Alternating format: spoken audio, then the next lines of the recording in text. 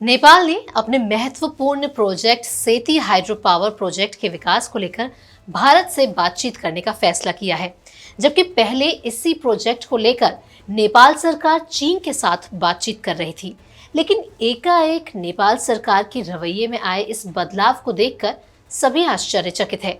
माना यह भी जा रहा है कि इसके पीछे श्रीलंका के मौजूदा हालात भी एक वजह है। नेपाली रिपोर्ट्स की माने तो नेपाल सरकार ने साल 2012 और 2017 में सेती हाइड्रो पावर प्रोजेक्ट के विकास को लेकर चीनी कंपनियों से समझौता किया था, लेकिन अब नेपाल के पीएम शेर बहादुर देउबा ने जानकारी दी है कि सेती हाइड्रो पावर प्रोजेक्ट को लेकर नेपाल भारत से बातचीत कर रहा है और आगामी 16 मई को पीएम मोदी की लुम्बिनी यात्रा पर पश्चिमी सेती हाइड्रो पावर प्रोजेक्ट को लेकर उनसे सापेक्ष बात की जाएगी। चूंकि भारत नेपाल में चीनी कंपनियों द्वारा उत्पादित ऊर्जा खरीदने को लेकर असंतुष्ट है, ऐसे में हम इस प्रोजेक्ट में भारतीय डेवलपर्स की भागीदारी के लिए पीएम मोदी से बात करेंगे। क्या है सेती हाइड्रो पावर प्रोजेक्ट? सेती हाइड्रो पावर प्रोजेक्ट के तहत 1250 मेगावाट की बिजली पैदा की जा सकती है। नेपाल पिछले 6 दशकों से सुदूर पश्चिम प्रदेश में सेती नदी पर प्रस्तावित इस प्रोजेक्ट को लेकर कई देशों से बात कर रहा है। सेती हाइड्रो पावर प्रोजेक्ट का प्रपोजल साल 1980 में बनाया गया था। 1981 में एक फ्रांसीसी कंपनी सोग्रेह ने 37 मेगावाट के प्रोजेक्ट को लेकर तैयारी की थी, लेकिन इस प्लान में बांध बनाने की बात नहीं थी।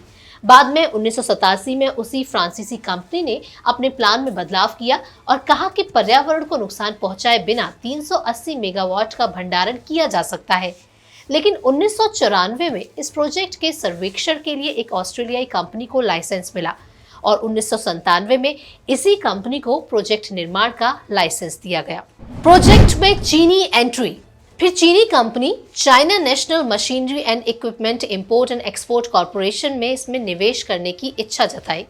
2009 में नेपाल के तत्कालीन पीएम माधव नेपाल चीन के दौरे पर गए तो समझौते पर साइन किए। चीनी फर्म ने इसमें नेपाली 15 अरब रुपए लगाने का फैसला किया, लेकिन बाद में इस कंपनी ने निवेश के लिए अनुकूल वातावरण नहीं होने का कारण बताकर प्रोजेक्ट को छोड़ने की बात कही। फिर हुआ ये कि नेपाल सरकार ने लाइसेंस रद्द कर दिया। 2017 में फिर दूसरी company three gorges international corporation company आई।